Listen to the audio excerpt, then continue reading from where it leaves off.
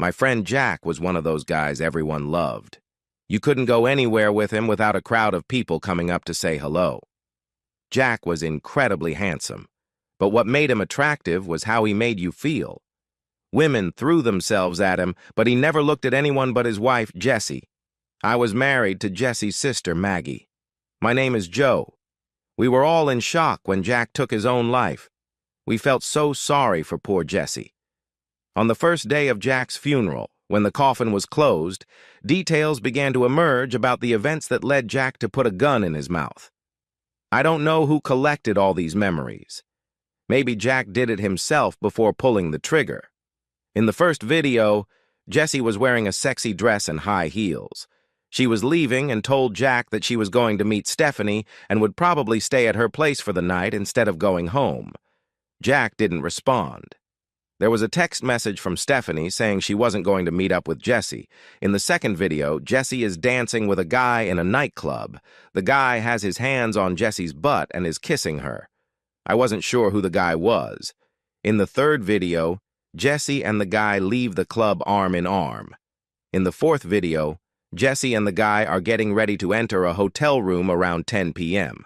You can hear Jack begging Jessie not to do it. Jessie tells him to go home and that she'll see him in the morning. Jack screams that she will never see him again. At the end, Jack's suicide note was attached. At the wake, Jessie stood next to Jack's parents and his brother and sister when one of the guests said quite loudly, "What's it like to kill one of the most wonderful people on the planet?" A murmur ran through the funeral hall. Jack's mother, who was barely holding herself together, wanted to know what the woman was talking about. By that time, everyone had received the video on their phones. I watched Jack's parents watch the video together, and my heart broke for them. I think the only one who wasn't watching the video was Jessie.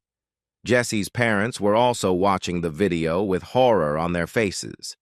Jack's mother started yelling at Jessie, calling her a murderer and a whore who killed her son. Jessie's parents tried to pull her out of the room, but Jessie screamed, "It's not my fault. Jack gave in to his male ego." The room fell silent until Jessie's mother hit her in the face and started dragging her out of the room. Jessie was no longer allowed to visit the funeral home. She showed up at the funeral, but Jack's parents surrounded her with sheets so that his parents wouldn't see her. Part of the anger was caused by the belief that if Jessie hadn't spent the night with her lover, Jack would still be alive. Others pointed out that the police had determined the time of death to be around 3 a.m., which meant that Jack had spent the last 5 hours of his life thinking about another man pleasuring his wife. No wonder he smeared his brains all over his bedroom. Jessie's indifference to Jack's pleas alienated most of the townspeople. The rest left after she commented on Jack's complacency.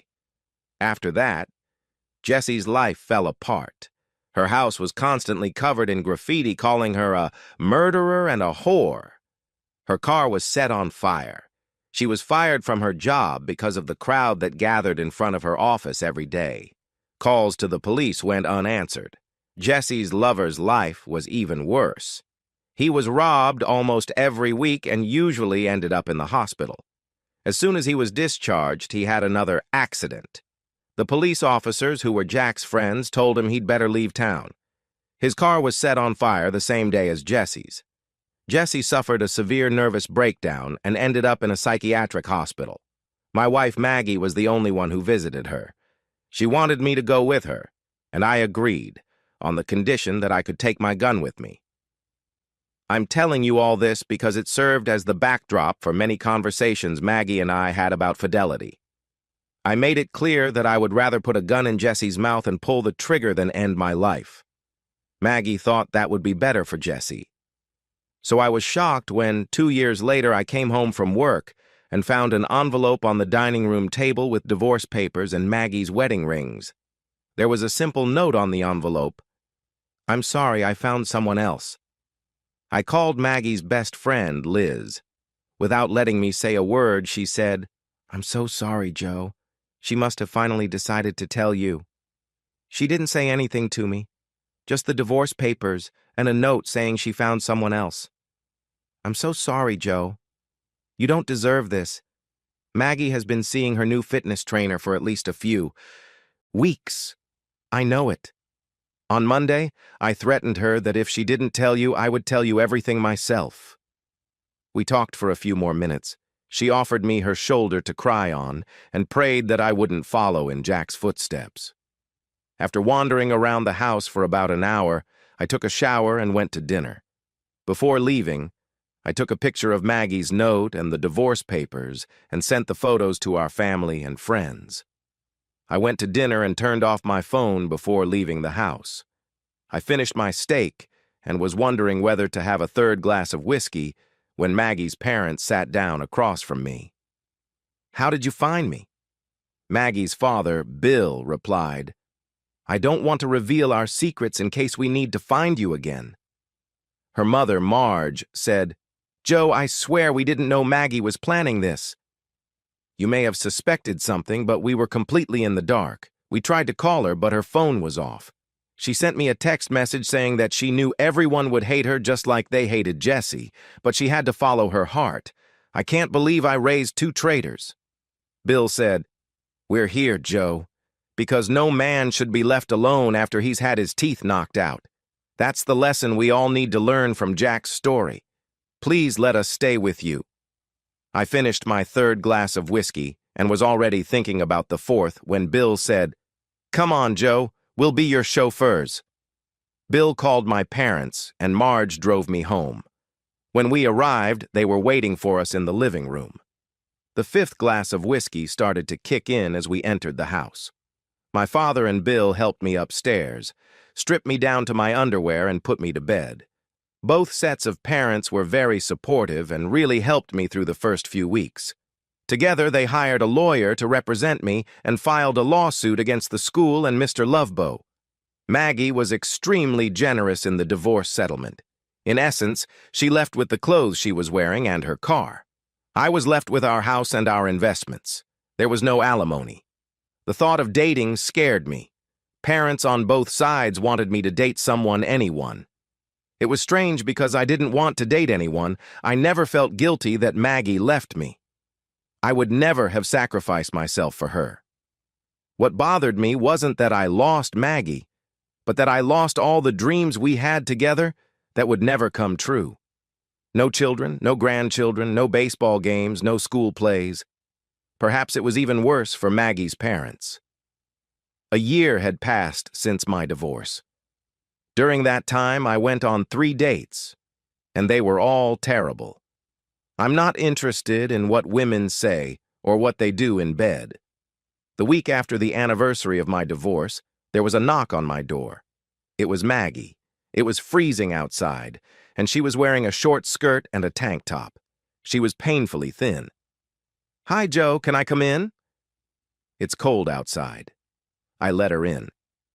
There was a small fire burning in the fireplace, and she knelt down in front of it. I was surprised at how little I felt for her. As a human being, I felt compassion for another person who was cold and hungry. But there was no hatred, no excitement like I had felt when we were married.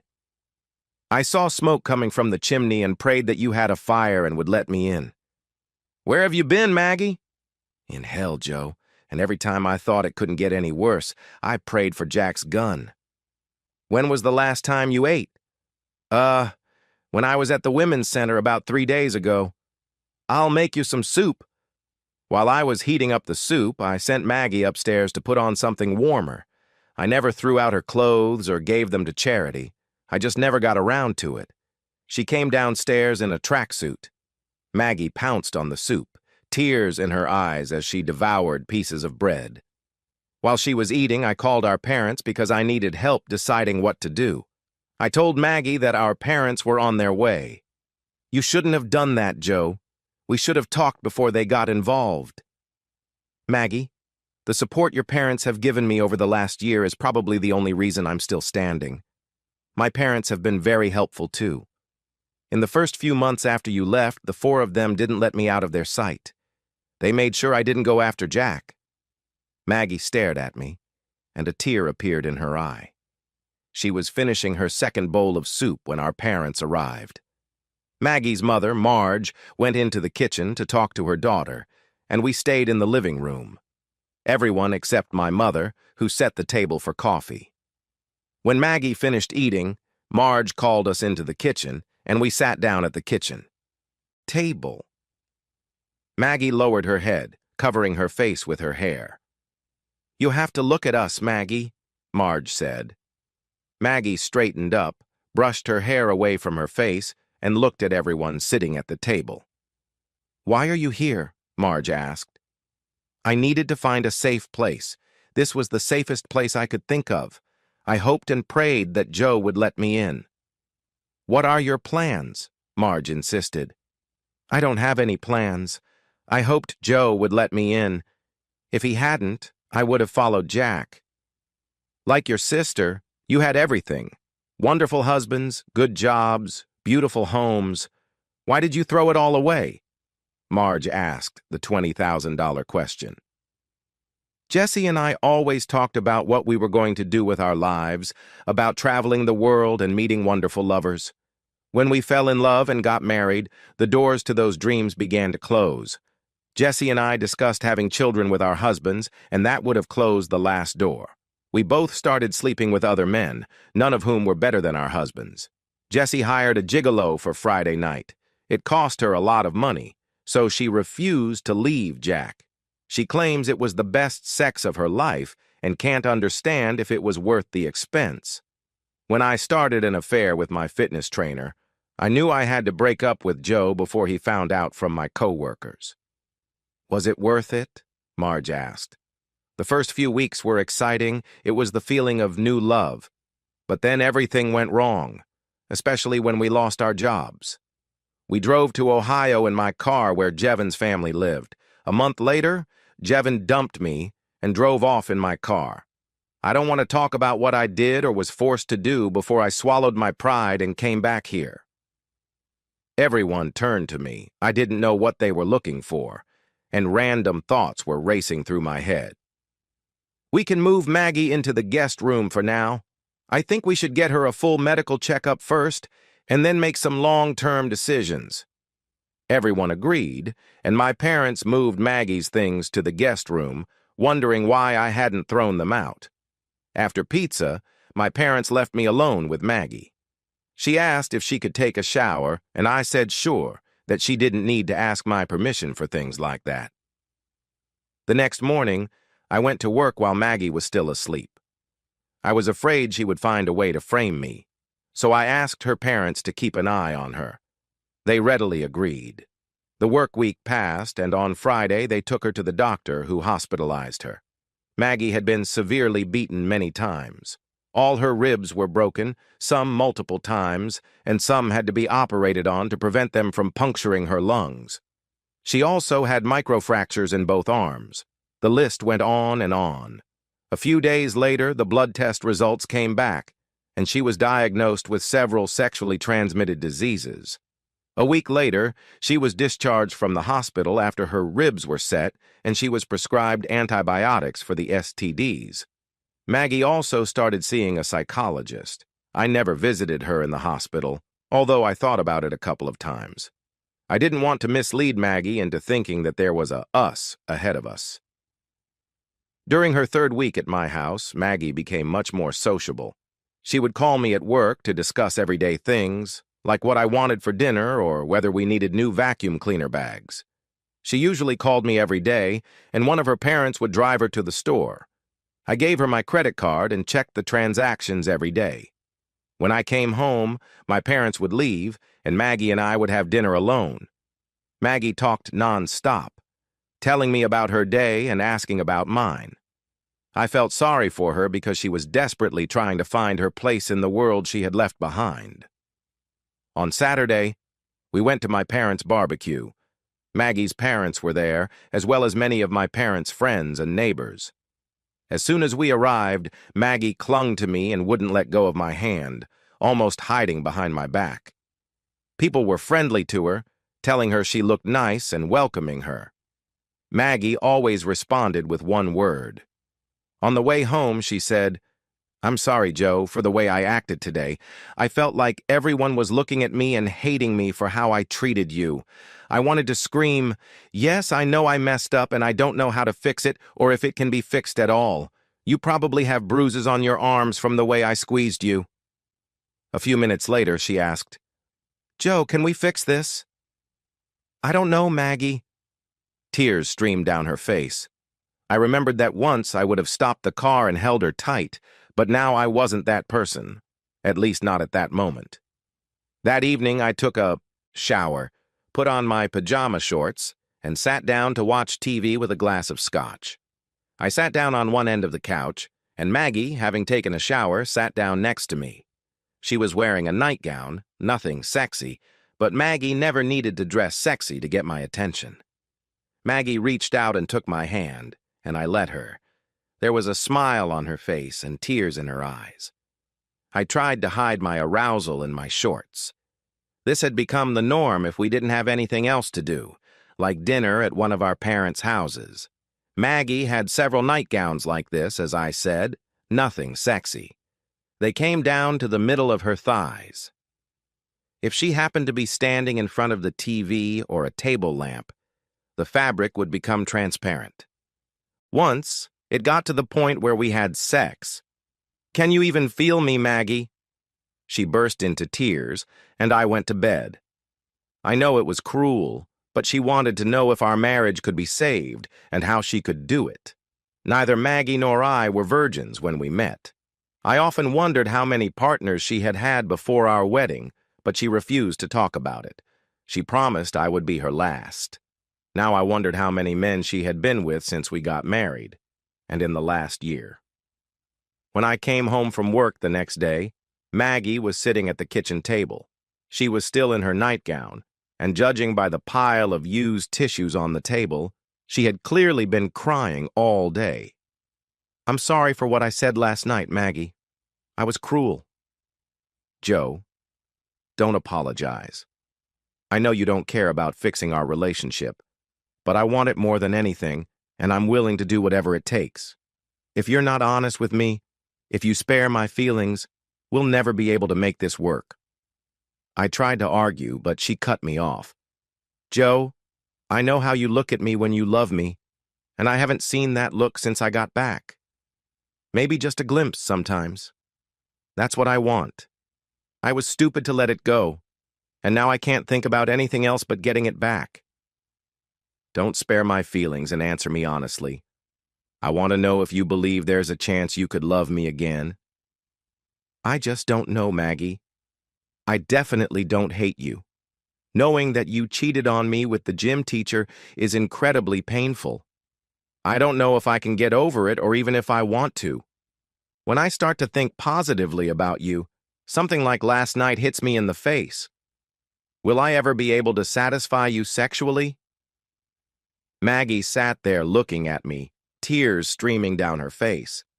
She looked like she was ready to fight or run away. Thank you for being honest with me, Joe. You made me feel good last night. But I don't hear a firm no from you, so I'm going to believe there's still hope. If there isn't, please tell me now. There's still hope, Maggie. I don't want to make any promises. That's all I need to hear, Joe. I need to do something to get better. I want to continue therapy, I need to get some tattoos removed, and I need to work out to tone up. There's another surgery I could try, but I want to try exercise first. But while I'm doing that, I won't be able to have sex for a few weeks. Our parents have agreed to cover all the medical expenses. What tattoos, Maggie? I haven't seen them. Joe, if you see the tattoos, you'll lose all hope. Maggie and I hugged, then she pulled away, insisting that she probably smelled bad because she hadn't showered all day. I suggested she take a shower, and then we go out to dinner. Her face lit up, and I felt good. I realized that this would be our first date since she came back. Of course, it took her half an hour to get ready, but it was worth the wait. She had lost weight and didn't look as thin as when she first came back, and she had obviously been spending a lot of time on the exercise machines we had in the basement. And then there was the makeup. She twirled around in a simple dress and asked, "Do you like it?" "Yes, Maggie, I love it. Let's go to dinner." and the smile returned to her face. We went to our favorite restaurant and ordered our favorite dishes. I asked her if she wanted to see Jessie's therapist, since her parents loved her. "No way, Joe. My parents love her for stopping Jessie from jumping off the bridge. She convinced Jessie that she wasn't to blame for Jack's suicide, that she had a right to live her dream, and that if Jack had really loved her, he would have taken her back. Jack's immature male ego was to blame for his suicide and nothing else." "And your parents agree with that?" "I think so. But Jessie is almost 30 and still lives in the same room he grew up in. She works for peanuts at a charity center and is kept in the back room because they know most of the town still hates her. I don't want that." "Joe, I don't believe for a second that you have to love me enough to take me back, or that your male ego is getting in the way. I let you down, and I'm grateful to God that you don't hate me. As long as there's hope, I'll work to earn your love again." That evening, we probably drank too much wine. The waiters and the owner were happy to see us again and kept filling our glasses. When we got home and got ready for bed, I hugged Maggie and kissed her goodnight.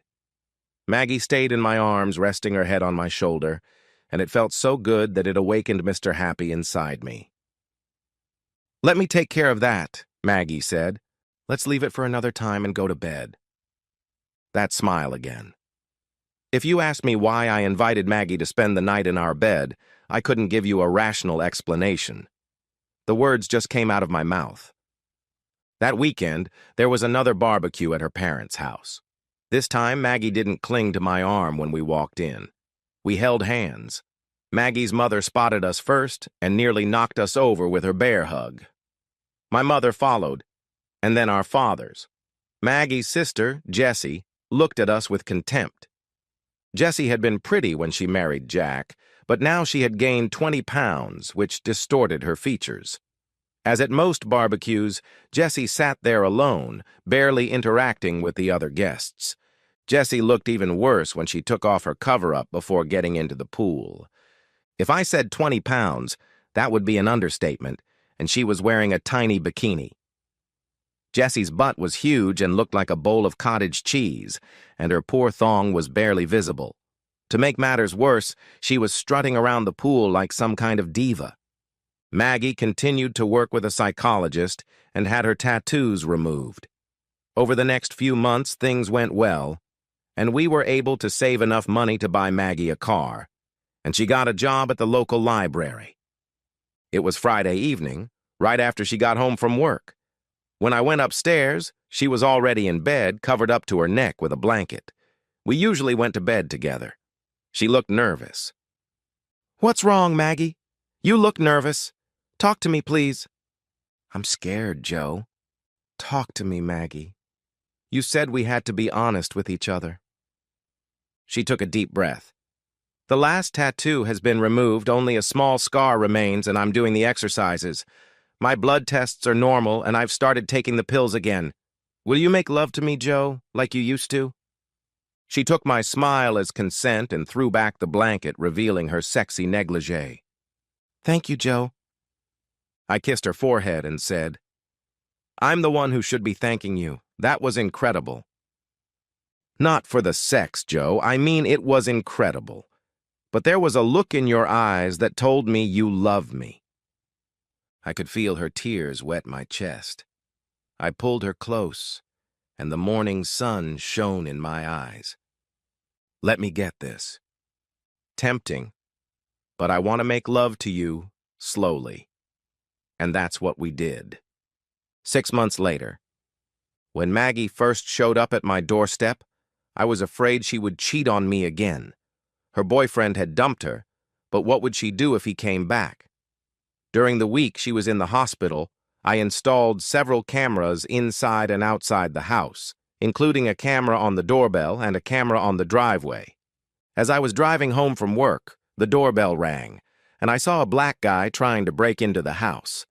The camera on the driveway showed Maggie's old car parked outside my house, the same one Jevon had stolen. I ran home as fast as I could. I grabbed my gun from the glove compartment, ran into the living room, and saw Jevon and Jessie fighting and yelling at each other. Jevon hit Maggie in the back and she flew across the room. I thought she was dead. Jevon lunged at me, calling me a cuckold, until I emptied the entire magazine into him. From that distance, all 17 bullets hit their target. I ran to Maggie. She was still breathing, but blood was gushing from her nose and mouth. I called 911, even though I could hear the sirens approaching. Then I called our parents. Of course, I was arrested and spent the night in jail. My parents hired a lawyer to represent me in court. Even though the video clearly showed that I acted in self-defense, the case didn't go well. Judging by the angle of impact, 13 bullets hit Jevon while he was lying on the ground and no longer posed a threat. The prosecutor argued that I continued shooting not to stop the rape, but to punish Jevon for seducing my wife several years earlier. My lawyer found an expert on traumatic reactions who basically showed that even well-trained police officers or military personnel will continue to shoot until they empty their magazines, even if the threat no longer exists. You cannot expect a rational response when your life is in danger. I was officially acquitted and eagerly awaited my return home. My parents picked me up and took me home. Maggie didn't come to the hearing. When we entered, Maggie ran down the stairs with a suitcase under her arm. She tried to push me out again, but I was strong enough to hold her back. "What the hell, Maggie?" "I almost killed you, Joe. I don't know if Jevon's relatives will come after me. I'm not safe here." "You can't decide that. What if you had been there alone? It would have ended much worse. We didn't spend the last year trying to fix our relationship so you could leave me when things got tough." "I can't let anything happen to you, Joe. It'll be like Jack." "Please, pack your things, Maggie. I can't bear to lose you again. It'll be like Jack." Maggie buried her face in my shoulder and cried. Eventually, Mom took her and her suitcase upstairs, and I heard the shower turn on. My parents let Maggie and me take a nap. When we woke up, they ordered pizza. Before we sat down to eat, I took Maggie's rings out of my pocket and asked her to put them on for me. The next thing I remember is lying on the floor with Maggie sitting on top of me, kissing my face. The next year we had a boy, and 12 months later a girl. Of course, we named the boy Jack. Maggie's mom died shortly after Jack was born, so we named our daughter Marge. Jessie died before Jack was born. She continued to grow and eventually had to move into their dining room because she couldn't climb the stairs or walk to work. In the end, she followed her husband, but instead of a gun in her mouth, she put food there.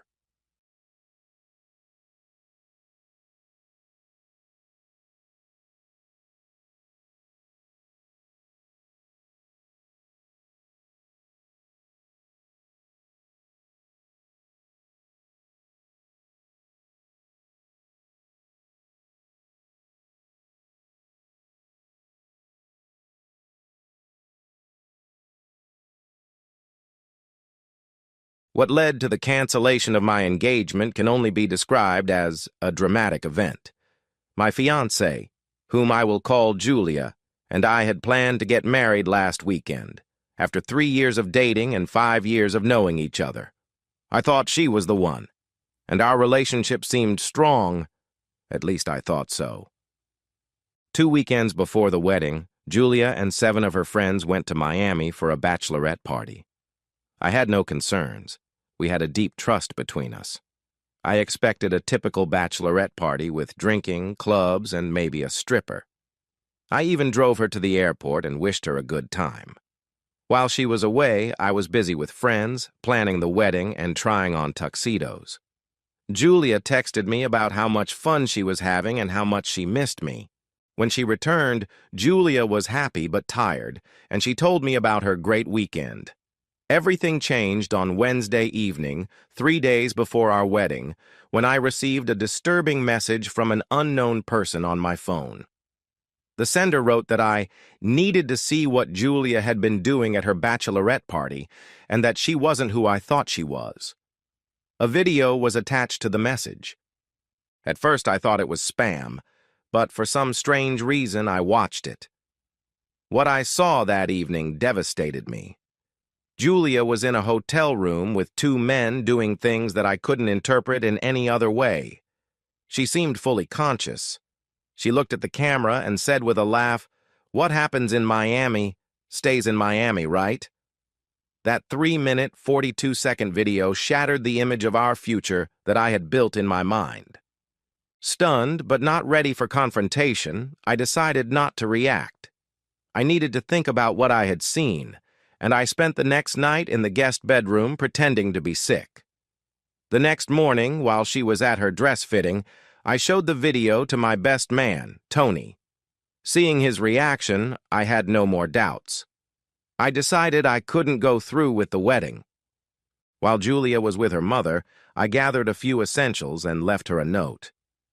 "I know what happened in Miami. The wedding is off," I wrote, and slipped the note in with her keys and her engagement ring. I moved in on Tony's couch for a while and turned off my phone to wait out the storm. On our wedding day, Saturday morning, when I turned on my phone, I found 47 missed calls and over 60 messages from Julia, her family, and our mutual friends. They ranged from "I'm worried about you" to "You're such a jerk, please come back." My parents, who were very upset about my departure, were baffled when they were told what had happened. I sent a mass message to all the wedding guests apologizing and canceling the wedding due to unforeseen circumstances. I also wrote Julia a private message. "We have nothing to talk about. It's over." A week passed. I found an apartment and started sorting out our affairs. Even after I blocked Julia on several social networks, she tries to send her messages and says it was a drunken mistake under pressure from friends. But I know what I saw. She knew what she was doing. Julia's cousin, who wasn't at the bachelorette party, contacted me, worried about Julia and begging me to at least talk to her. I refused, saying I couldn't stand to see them together. The thought of saying vows of loyalty and trust when she had already broken those basic principles was unbearable to me. Some might say I couldn't have found a worse way to leave this world, but what could be worse than betrayal? First she went to church, then she was late for our date. The girl I loved had deceived me so deeply right before our wedding that I thought I would die from the pain and humiliation. 2 weeks later, I received a completely different explanation. I found out who sent me the video. A friend of one of the guys who was with Julia. She did some digging on social media and found out that he had bragged about the incident and sent me the video anonymously. Meanwhile, Julia continues to try to contact me and even came to my new apartment once in tears, begging me to give her a chance to explain. I let her in, not wanting any more public scenes. Her explanation was too typical. She was drunk, there were no feelings involved, and it meant nothing. But as she continued, new details emerged. Julia told me that her friends had encouraged her to have a casual fling, and that these guys weren't strangers to her. They had spent the weekend together, having fun.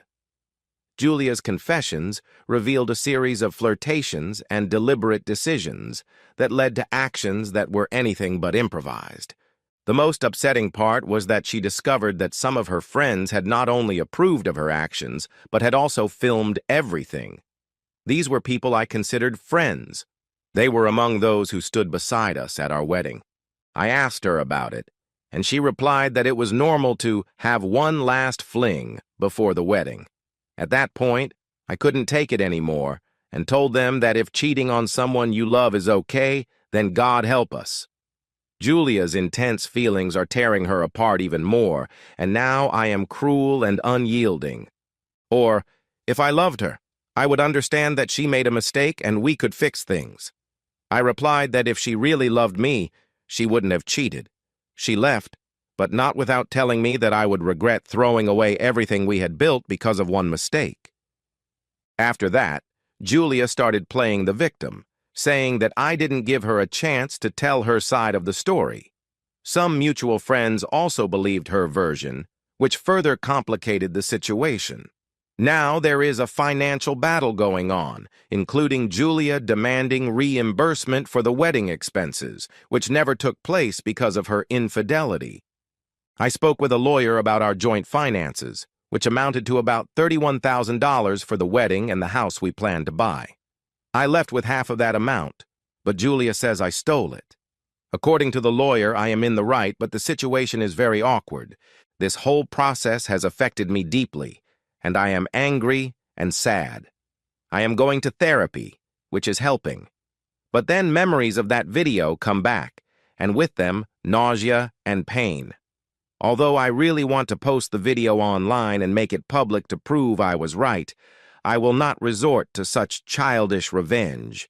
Instead, I'm working on self-help, reaching out to friends who love and support me, and putting my recovery first. As I go through this difficult period, I'm focusing on making sure Julia respects my request not to contact me, and I don't want to find out how she's doing from mutual friends. The pain will never go away completely, but I learned some terrible things about her character before I wasted my time marrying her. A month has passed, and everything has changed. Julia had a nervous breakdown and ended up in the hospital due to what she now calls severe depression and anxiety. Her relatives blame me for causing her to suffer because of my unwillingness to reconcile. As much as I sympathize with her, I will not take responsibility for her actions. Unbeknownst to him, one of the two guys Julia was seeing was married, and his wife found out and filed for divorce. In a rage, she contacted me, and we spent nearly 2 hours discussing our infidelities. We are bound by a shared suffering, and we agreed to meet for coffee sometime to simply support each other. Her financial problems are getting worse, and her father is coming to my work and insisting that I pay for the wedding. This has led to negative press coverage, and I've had to seek legal advice. My social life has been just as chaotic. Julia's friends started a campaign to discredit me, portraying me as a villain who abandoned his fiancée because of one mistake, and the whole story is full of things my ex didn't admit to. Some friends have sided with Julia or are trying to beg me for forgiveness, but I can't compromise my integrity. During this chaotic time, I've focused on self-improvement. Therapy is helping me heal, and I'm rebuilding relationships with old friends. I also went on a solo trip to Colorado to clear my head and reflect on this stage of my life. As I sort through Julia's belongings in our shared apartment, I think back on the life we built together over the past 5 years. The good and bad memories weigh heavily on my heart and add another blow to the painful truth that the person I loved and trusted may not have existed. One of my friends said that in a way I'm lucky because, in his opinion, if Julia was able to betray my trust before we got married, she would have done the same after. I know he's probably right, but that doesn't make me feel any better. I feel so damn stupid for not noticing the signs that I can see now in hindsight, all the red flags I chose to ignore. I've tried to think of any signs that Julia could have been so deceitful, but nothing comes to mind. She seemed just as interested in our future as I was. People often ask me if I regret not telling her everything to her face before I left. No, I don't. After the announcement, a few days later, I was stunned and unable to express my feelings. If I had tried to do so at that moment, there's no telling how I would have reacted, but I probably would have done something I would have regretted. Leaving allowed me to get the distance I needed to assess the situation more clearly.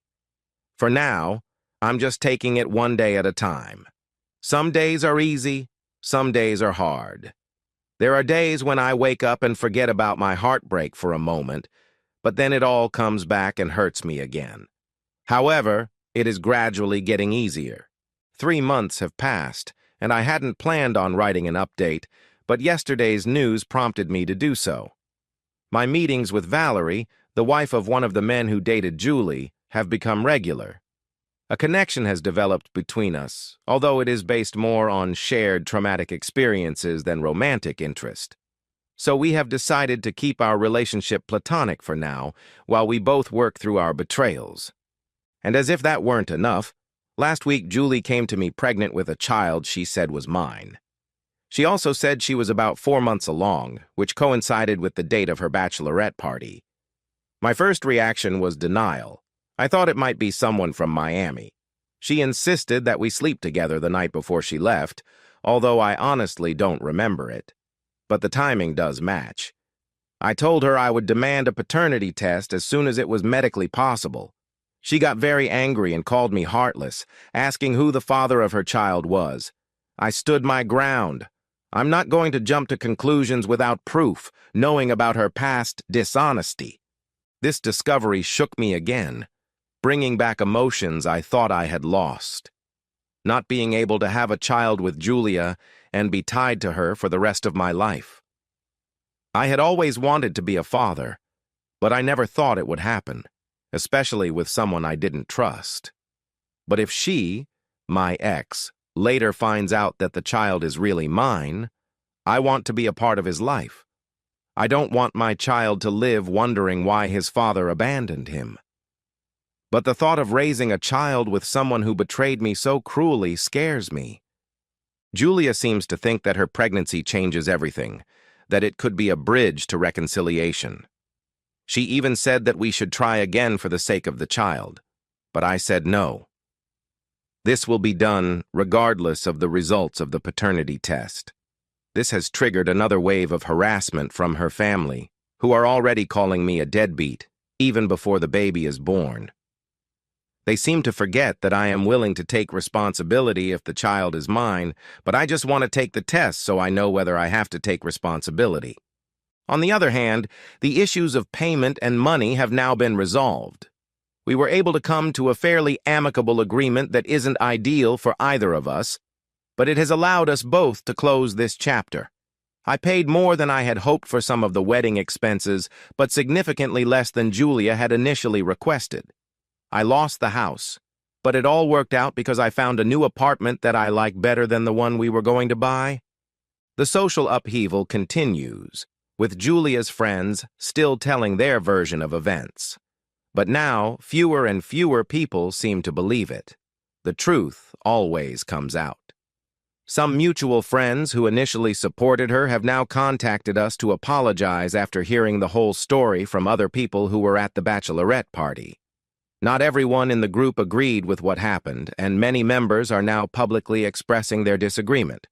One of the bridesmaids, Lexi, even called to apologize and admitted that she was the one who took the video. We regret how we supported Julia. Lexi admitted that Julia had used cocaine that weekend, which she had never mentioned, and admitted that things got out of hand. This doesn't excuse Julia's behavior, but it does add another layer to the story. Lexi also confirmed my suspicion that Tess had been unfaithful in the past. Specifically, she had an affair 2 years ago with a coworker that her friends helped her cover up. I was glad to hear this, even though I was devastated and no longer had any doubts about my decision to break up with her. As for my health, I feel much better. Therapy is helping, and my trip to Colorado alone gave me the clarity I so desperately needed. I'm working hard and keeping busy with hobbies, even going on casual dates, though I'm not ready for anything serious yet. The hardest part right now is the uncertainty about the pregnancy.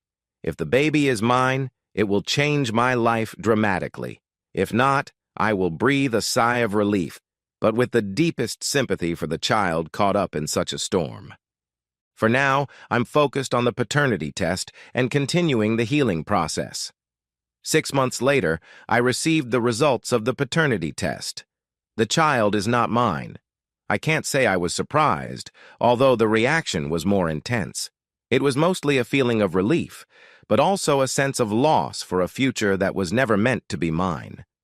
I had been preparing myself emotionally for fatherhood, although I was terrified by the thought of raising a child with Julia.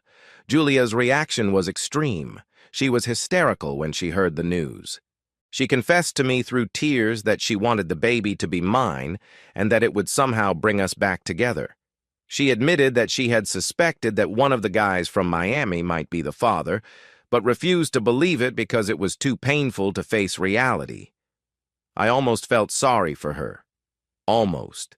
Until I remembered the months of lies, manipulation, and harassment from her and her family that had forced me to take responsibility for a child that wasn't mine. When I asked her about Lexi's confession that she had cheated on me in the past, she denied everything at first, but eventually admitted that 2 years ago, after a company party, she had a one-night stand with a colleague. She claimed it didn't count because it was a drunken mistake, purely physical. I asked her if there had been other instances, and after some arguing, she told me about only one other, which I found out about a year into our relationship. Another secret she had been hiding from me. So the woman I thought I would spend the rest of my life with had cheated on me with at least 3 men, and who knows how many more, not to mention what even her friends didn't know about. Strangely enough, if she had been honest with me, we could have overcome the previous events. But the double life and the huge betrayal right before our wedding were too much to forgive. All the trust between us was gone. Julia, who is the child's biological mother, got involved with 2 men when she realized she was pregnant in Miami. One of them blocked her, and the other, who is married, is in the process of getting a divorce and doesn't want to hear anything about the child. Valerie, his soon-to-be ex-wife, told me part of this story. It seems he wants to claim that it was consensual, but not his idea, and that he was too drunk to use protection properly. His excuses don't convince anyone. Now Julia has to come to terms with the idea that she will be a single mother with 2 fathers who refuse to have anything to do with the child. Her family, who once condemned me, is now struggling to help her cope with this tragedy. Her father, who cornered me at work and demanded that I take responsibility, now won't look me in the eye when we cross paths. For Julia, this has had social consequences. When the whole story came out, many of her friends turned their backs on her. Her professional life has also suffered. She took a long leave of absence due to mental health issues and complications with her pregnancy. I've heard that she was also passed over for a promotion she had been promised.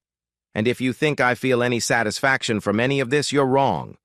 On the contrary, I feel sad. Sad about the years I spent with someone who could so easily break my trust, about the future we imagined but will never have, and about the child who will be born into such difficult circumstances. But in this sadness, I feel relief. Thank God I found out what Julia was really like before I married her, and I'm glad there's no child between us to bind us together. I'm so glad I can close this chapter of my life and move on without her shadow hanging over me. As for me, life is good. GJ. I have a new apartment that feels like home, a great job, and I even got a promotion last month. I've reconnected with old friends and made new ones, and I've even started dating a woman named Melissa. It's too early to talk about anything serious, but the relationship looks promising. She knows where I'm coming from and is patient with my trust issues, which I'm still working on. The financial disputes have been settled. Although the lawyer's bills were substantial, peace of mind is priceless. Last week, Julia picked up the last of her things from storage, ending our logistical relationship. Valerie and I stay in touch, occasionally meet up, and remain sincere friends thanks to our shared experience. She is currently dating someone new and seems happy. We always laugh about how we should thank our exes for inadvertently bringing us together. This is probably the last time I'll update this story. As we know, it ended. Julia got what she deserved and now has to pay for it. I've really come to terms with what happened and am trying to build a new life. In a way, I'm glad for that anonymous text with the link to the video. If it weren't for that, I would have married Julia and inevitably discovered what a shameless slut she was, and I might have become the father of another man's child. Instead, I am now free and can find happiness with someone who deserves my trust. To those facing similar difficulties, I want to say, everything will be okay. The pain won't go away, but it will become less acute. Life goes on, and sometimes the worst betrayal becomes the beginning of an amazing new journey. And now, a year later, I feel compelled to share some more news. Life really has become wonderful. I feel very good. The promotion at work came with a significant pay raise, which I spent on travel, something I had always wanted to do but never did when I was with Julia. I visited Japan, Portugal, and spent a month working remotely from Argentina. Each trip was so cleansing that I couldn't even imagine it. Melissa and I, on the other hand, immediately started living life to the fullest. Well, that wasn't my intention, but life has a strange way of working things out. She is everything Julia wasn't: honest, direct, supportive, but not coddling. We've been together for 8 months now, and I've never felt so confident in a relationship. She knows everything about my history and is patient with my trust issues. I managed to go several months without seeing Julia, as I only received objective reports of her successes from mutual friends who ignored my request not to tell me any news. I knew she had given birth to a boy and was struggling with single motherhood, but that she had a lot of support from her parents. Then I learned that one of the men from Miami had finally agreed to take a paternity test, and when paternity was confirmed, he categorically refused, to have anything to do with the child except to pay child support as ordered by the court. It seemed that our paths would never cross again, but last week, on a whim, I walked into a coffee shop downtown and saw Julia. At first, I hardly recognized her. She had changed so much. She had lost weight, looked tired, and her hair was cut short. The vibrant woman I had loved so much seemed to have been replaced by someone who was tired of life. She was alone, without a child. When she saw me, we looked into each other's eyes for a moment, and she said, "Can we talk?" Against my better judgment, I agreed to sit with her for 5 minutes. She looked me in the eyes and said, "I'm sorry. Not just for what I did, but for how I acted afterward. You deserve better. I was selfish and stupid and destroyed everything I had." It wasn't the apology I had expected, but it seemed sincere. Julia didn't rush to make excuses or blame others. She simply took responsibility. She told me about her current life, the challenges she faces as a single mother, the judgment from those who knew about her past, and the friends and respect she had lost. She said her parents were selling their house to move closer and help with the child. Her career was on the rise, but in her words, it's been hard. I'm also seeing a therapist to break the habit of destroying my own happiness. What touched me most about her confession was that she regretted hurting someone who truly loved her. "I'm not asking for forgiveness," she said, "but I want you to know that I regret what I did every day." I didn't say much about it. There was nothing to say. I had long since stopped feeling angry. I had moved on to indifference and a slight sadness about what might have been. I thanked her for her apology and wished her well with her son. As I got up to leave, she asked me one last question. "Are you happy?" I thought about Melissa, about my work, about traveling, about my friends, and about the life I had built after the breakup. "Yes," I replied. "I'm happy." She nodded and smiled, though there was sadness in her smile. "Good. You deserve it."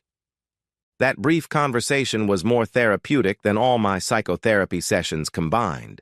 I didn't need her apology, but seeing her hear herself and acknowledge the reality of what she had done and how it had affected her quickly made up for it.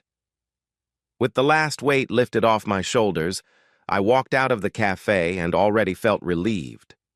No anger, no resentment, not even pity. Just a stoic understanding that people make choices that irreversibly affect the course of their lives, and the best you can do is adapt and move on. The other day, I was sitting with Melissa on the balcony watching the sunset, and I realized one thing. I am grateful for what happened. Not because Julia deserved karmic retribution, and not because I rejoice in her suffering, but because this painful episode freed me and allowed me to experience true happiness. She unwittingly freed me by trying to destroy me. And that, ladies, is the final chapter of The Story I Never Thought I'd Be In. Thank you to everyone who followed us and supported us. To those who are going through the same pain, hang in there, let the pain go, and sometimes what awaits you on the other side is much better than what you lost. Life goes on, and from time to time it gets better than you could have imagined.